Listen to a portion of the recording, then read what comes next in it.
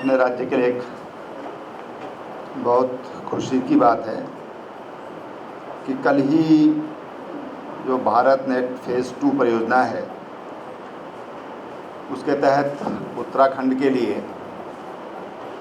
2000 करोड़ रुपए की स्वीकृति आई है। और इस परियोजना से उत्तराखंड के हरिद्वार को छोड़कर, क्योंकि हरिद्वार में पहले ही ये परियोजना आ चुकी है, अब जो हमारे शेष जनपद हैं उनमें ये परियोजना के अंतर्गत गांव-गांव तक नेट पहुंचेगा। और जो बहुत ज़रूरी भी हमारी जैसे राज्य की भौगोलिक परिस्थितियां हैं, जिस तरह की विषमताएं हैं, क्लाइमेटिक कंडीशंस हैं, ऐसे में भारत नेट तमाम तरह की जो असमानताएं हैं उनको दूर करने में एक महत्वपूर्ण भूमिका निभाएगा। इस योजना के अंतर्गत जहां देश में लगभग 2.5 लाख गाँवों को इंटरनेट सेवा पहुंचाई जा रही है और भारत सरकार का दूरसंचार मंत्रालय इसके अंतर्गत यूनिवर्सल सर्विसेज ऑब्लिगेशन फंड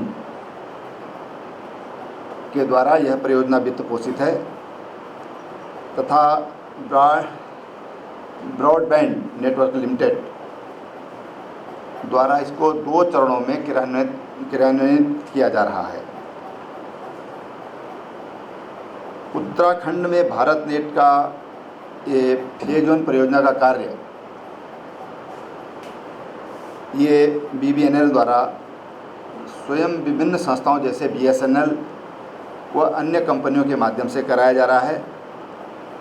जो पहला चरण है, जैसा मैंने बताया कि इसमें 1865 ग्राम पंचायतों को जोड़ा जाना है। फेज़ 2 ये परियोजना कुछ दिन से लंबित थी और मैंने स्वयं जाकर के, और हमारे जो सचिव हैं आज यहाँ पर उपस्थित नहीं हैं, अमित जी भी साथ में थे, स्वयं जाकर के 2 बार मैंने माननीय मंत्री जी से आग्रह किया। तो उनको आशंका थी कि आप लोग क्या इसको कर पाएंगे। हमने कहा आप आशंकित मत होइए, हम सक्षम हैं इसको कर पाने में। और उन्होंने हमारी बात पर विश्वास कर और इसको अपनी मंजूरी दी है।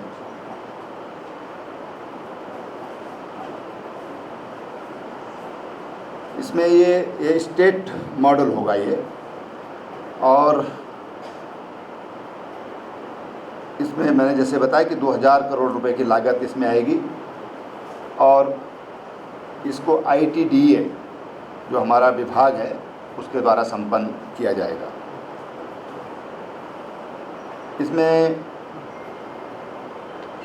हरिद्वार जनपद के तो मैंने बताया कि पूर्व में ये योजना यहाँ पर लागू हो चुकी है, संपन्न हो चुका है इस परियोजना का कार्य यहाँ पर।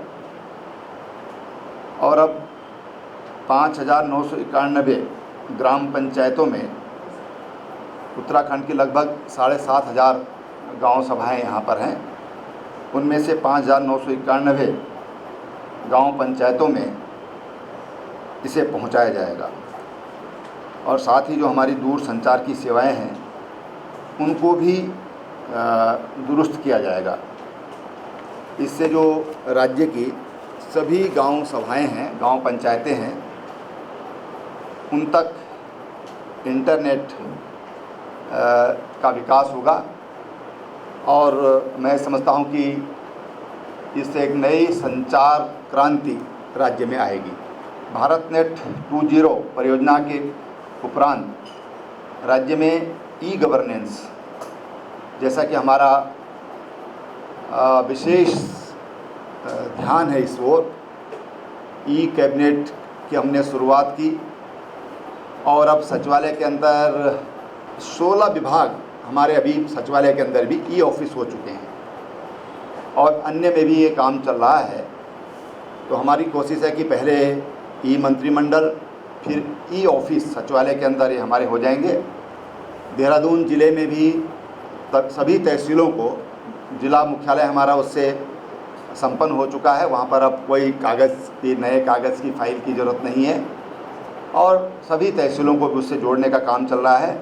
लेकिन जो राज्य में इसके क्रियान्वयन के बाद जो राज्य में ई गवर्नेंस, ई ऑफिस, ई डिस्ट्रिक्ट, ई हेल्थ, टेलीमेडिसिन और ई एजुकेशन, ई बैंकिंग और ई नाम, इंटरनेट और अन्य सुविधाएं राज्य की जनता को प्राप्त होंगी। और मैं समझता हूं कि इससे तमाम तरह के जब कोई टेक्नोलॉजी आती है तो हज़ारों लोगों को रोज़गार देने का भी काम करती है, स्वरोज़गार का भी काम करती है। तो इससे राज्य में तमाम तरह के रोज़गार के अवसर लोगों को मिलेंगे और राज्य स्वावलंबन की ओर तेज़ी से आगे बढ़ पाएगा। राज्य में अभी भी हमने काफ़ी हमारे जो अस्पताल हैं, डिस्पेंसरी है, वहाँ पर हमारा टेलीमेडिसिन सिस्टम काम कर रहा है। उदाहरण के लिए टिहरी जनपद में 40 डिस्पेंसरी हमारी इससे जुड़ी है और देश में पहला राज्य है उत्तराखंड जहाँ पर सर्वाधिक टेलीमेडिसिन हमारे केंद्र चल रहे हैं। अब जब ये इंटरनेट सेवा हमारे यहाँ बढ़ जाएगी तो इससे और बेहतर होगा। टेलीपैथोलॉजी, टेलीकार्डियोलॉजी और तमाम तरह की सुविधाएं हम अपने दूरस्थ क्षेत्रों में इस तकनीक के माध्यम से दे पाएंगे, जिसके लिए हम काफ़ी दिन से प्रयासरत हैं। लेकिन मुझे लगता है कि अब वो सपना हमारा साकार हो जाएगा। जो हमारे हेल्थ से जुड़ी हुई है, उसके अलावा जो पढ़ाई का है, अभी हम लोगों ने राज्य के 104 जो महाविद्यालय हैं वहाँ पर ई ग्रंथालय दिए हैं, 5 विश्वविद्यालयों को ई ग्रंथालय दिए हैं और राज्य के जितने भी हमारे ऑफिस हैं हम इनको ई ऑफिस में कन्वर्ट करना चाहते हैं। शुरुआत हुई है जैसा मैंने बताया, लेकिन हम इसको तमाम जो हमारे प्रदेश में अन्य कार्यालय हैं उनको भी इससे जोड़ना चाहते हैं। हमने गैरसैंण का जो ग्रीष्मकालीन राजधानी के रूप में घोषित किया है, उस पर भी हमने ये निर्णय लिया है कि हमारी जो गैरसैंण की ग्रीष्मकालीन राजधानी है वो हमारी ई विधानसभा होगी। और हमने अपने ITDA को इसके लिए निर्देशित भी किया है कि आप इसके लिए अभी से उसका प्रोग्रामिंग करें ताकि वहाँ पर बहुत जल्दी हम जो फाइलों का बोझ है उसको लाने ले जाने की आवश्यकता ना पड़े और वहाँ पर सीधा नेट के माध्यम से हम काम कर सकें।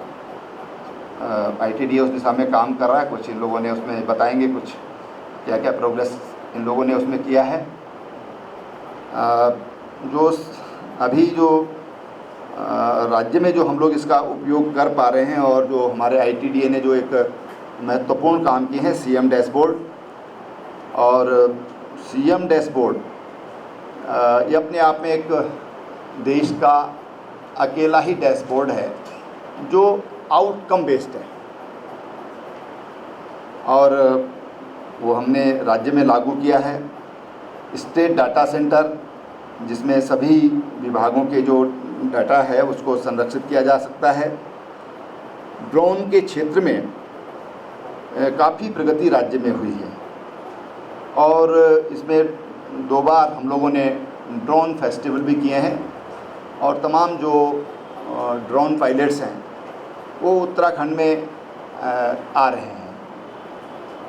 ड्रोन एप्लीकेशन सेंटर भी हमारा काम कर रहा है और ये प्रदेश सरकार के द्वारा ये पहला ड्रोन एप्लीकेशन सेंटर है जो यहाँ पर बना। और आपको ध्यान होगा जब हमने पहला रविवार प्रोग्राम किया था उसमें हमारे NTRO के चीफ थे जोशी जी ने इसमें बहुत बड़ा, उनको याद करूँगा क्योंकि रिटायर हो गए वो, तो उनका बहुत बड़ा योगदान है। उन्होंने 3 महीने के अंदर हमको ये उपलब्ध कराया था। इससे हमारे जो आपदा राहत कार्य हैं उसमें सुविधा मिलेगी। और जो हेल्थ के सिस्टम में टिहरी में इसका एक प्रयोग किया गया था कि लगभग जहां हम बाई रोड 2 घंटे में पहुंचते वहां शायद 35 मिनट में, आधा घंटे में ड्रोन के द्वारा ब्लड भेजा गया। वो दूरी 30 मिनट में जहां 2 घंटे लगते थे, 1/4 समय में वो काम वहाँ पर पूरा किया गया। उसका प्रयोग टिहरी जनपद में हमने किया है। अब धीरे धीरे इसकी उपयोगिता बढ़ती चली जाएगी। जो हमारा स्टेट वाइड एरिया नेटवर्क है स्वान के माध्यम से, इससे सभी जनपदों और तहसीलों को जोड़ा गया है। जो विभागीय समीक्षाएं हैं मुख्यालय पर तहसील तक सीधे अब जा सकती हैं। इस बीच में जो काम हुआ है, आज हम लोग इस समय कोविड के कार्यकाल में किस ढंग से हम लोग काम कर सकते हैं और किस तरीके से हम लोग सहायक हो रहा है ये नेटवर्क, ये आज हम उसकी महत्ता को महसूस कर रहे हैं। समय की बचत भी हो रही है और इस महामारी के दौर में कितनी सहायक हो सकते हैं, कैसे हम इस महामारी से बच पा रहे हैं, उसमें भी जो हमारा ये नेटवर्क है स्वान जिसको हम बोलते हैं, उसकी एक महत्वपूर्ण भूमिका है कि जो भीड़ से बचाने में एक वो बड़ा सहायक सिद्ध हो रहा है। तमाम जो काम हैं वो काम सुचारू रूप से चल रहे हैं। तो जब हमारी ये सर्विस और बेहतर हो जाएगी, गांव-गांव से जुड़ जाएंगे, तो इसके और अच्छे सकारात्मक परिणाम सामने आएंगे। जो कॉमन सर्विस सेंटर हैं, इसमें हमारे 8,350 CSC हैं जो संचालित हो रही हैं। और जो अटल आयुष्मान उत्तराखंड योजना है, उसमें गोल्डन कार्ड बनाने में इन सेंटरों की बड़ी भूमिका रही है। आज गांव के लोग कोई अगर उनको कोई पेपर चाहिए तो इन केंद्रों के माध्यम से वो बहुत सस्ते में और कम समय में वो उपलब्ध कर पा रहे हैं। अपनी कोई सूचना वो देना चाहते हैं तो उन सूचनाओं के आदान प्रदान में भी इससे एक महत्वपूर्ण परिणाम इसके आए हैं। लेकिन जब ये परियोजना हमारी लागू हो जाएगी हर गांव में, तो अभी तो हमारे ये कुल 8,350 CSC सेंटर हैं, इनकी संख्या भी बढ़ जाएगी और हर गांव तक हम और हर गांव का आदमी जिसको आवश्यकता है वो इस परियोजना के माध्यम से लाभ ले सकेगा। अभी जो ई-डिस्ट्रिक्ट के माध्यम से 82 सुविधाएं ये वहाँ के नागरिकों को प्रदान की जा रही हैं, जिसके माध्यम से जाति प्रमाण पत्र हैं, आय प्रमाण पत्र हैं और समाज कल्याण की जो योजनाएं हैं उसके जो आवेदन हैं वो इसके माध्यम से हो रहे हैं। और अब लोगों के जो दफ्तरों के जो चक्कर काटने पड़ते थे वो चक्कर काटने की आवश्यकता नहीं कैसी हो गई। अब उनकी धीरे धीरे जैसे जैसे तमाम जो जिला मुख्यालय हमारे ई-ऑफिस हो जाएंगे तो ये जीरो हो जाएगी स्थिति। तो लोग अपना जो समय है वो उसको और कामों में अपनी जो एनर्जी है उसको और अच्छे कार्यों में लगा पाएंगे और जो तमाम तरह की दिक्कतें होती हैं उन दिक्कतों से भी बचा जा सकेगा और जो पारदर्शिता है वो पारदर्शिता और बढ़ सकेगी। अभी जो ग्रोथ सेंटर जो हमने एक कॉन्सेप्ट पे हम लोगों ने काम किया है और हमने कहा कि हम राज्य में 670 ग्रोथ सेंटर बनाएंगे, उसमें से लगभग 100 के करीब ग्रोथ सेंटर हमारे अभी तक उन पर हमने फंड डाला है और उनमें से कई ग्रोथ सेंटर प्रारंभ हुए हैं। ऐसे ही IT को भी 2 ग्रोथ सेंटर ये दिए गए हैं जो देहरादून और पिथौरागढ़ में बनाए गए हैं। इनसे IT के क्षेत्र में लोगों को स्किल्ड किया जा रहा है और इनको अब सभी जनपदों में विकसित करने की योजना है। जो हमारे विद्यार्थी हैं, छात्र छात्राएं हैं, वो IT के क्षेत्र में आत्मनिर्भर हो सकेंगे और उनको जो स्वरोजगार वो करना चाहते हैं उसमें उनको हेल्प मिलेगी। तो अभी 2 सेंटर पर आपने काम प्रारंभ किया है। अभी 11 जनपदों में और एक ग्रोथ सेंटर जो आईटी से संबंधित होंगे वो प्रारंभ हो जाएंगे। एक बहुत अच्छा ग्रोथ सेंटर कभी आप लोग जा सकें तो वो जलागम ने बनाया है। ख्यारसी गांव है थत्यूड़ के पास, थत्यूड़ से 16-17 किलोमीटर है। कल ही मेरे पास वहाँ से रिपोर्ट मिली कि एक किसान ने एक खेत में एक साल में 2 लाख रुपए का सब्जियां और भाजियां तैयार करके मार्केट की है। एक खेत में, पहाड़ के खेत कितने बड़े होते हैं, लेकिन बड़ा ग्रोथ सेंटर, बहुत ही अच्छा ये सेंटर काम कर रहा है। परिकल्पना उसके पीछे यही है कि हमारे पास मैंने समय समय पर बोला है कि ग्रोथ सेंटर हमारे एक नई तरह की एक टाउनशिप डेवलप होगी फ्यूचर में, आने वाले 25, 30, 20 सालों में, और तमाम सुविधाओं के वो केंद्र बनेंगे। जो राज्य सरकार के द्वारा ई गवर्नेंस के अंतर्गत कई अन्य ऐसे कदम उठाए गए हैं जैसे जिसका सीधा लाभ जनता को प्राप्त हो रहा है, जैसे कॉमर्शियल टैक्स है, लैंड रिकॉर्ड्स हैं, पुलिस की जो CCTS है, रोड ट्रांसपोर्ट है, ट्रेजरी कंप्यूटराइजेशन है, PDS है, ई कोर्ट है, ई प्रोक्योरमेंट है, ई डिजिटल लॉकर है, ई विधान आदि जैसे डिजिटल लॉकर के माध्यम से भी जितने भी प्रमाण पत्र हैं वो इलेक्ट्रॉनिक माध्यम से अपने इलेक्ट्रॉनिक डॉक्यूमेंट अपने मोबाइल पे रख सकते हैं। ये आज राज्य सरकार ने इस बीच में जो तरक्की की है IT क्षेत्र में, या IT डिपार्टमेंट ने जो योगदान किया है, वो कुछ बातें मैंने आपको बताई हैं। मैं समझता हूँ कि जो ये परियोजना भारत नेट 2 जो हमको मिली है, मैंने पहले बताया कि संचार के क्षेत्र में एक बड़ी क्रांति, एक नई क्रांति राज्य में आएगी।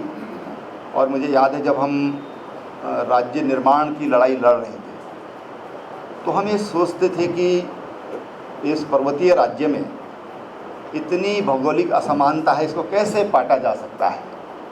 और उस समय भी ये बात आती थी कि हम ई गवर्नेंस करेंगे, लेकिन उसको एक बार तो बड़ा निराशा सी मन में आती थी। हम सोचते थे इन विषमताओं को दूर करेंगे, लेकिन मुझे लगता है काफ़ी कुछ दूर भी हुई हैं। लेकिन इस परियोजना के कारण जो हम राज्य बनने से पहले सोचते थे, वो परिकल्पना, वो सपना हमारा निश्चित रूप से साकार होगा और राज्य में एक नई संक्रांति आएगी। धन्यवाद।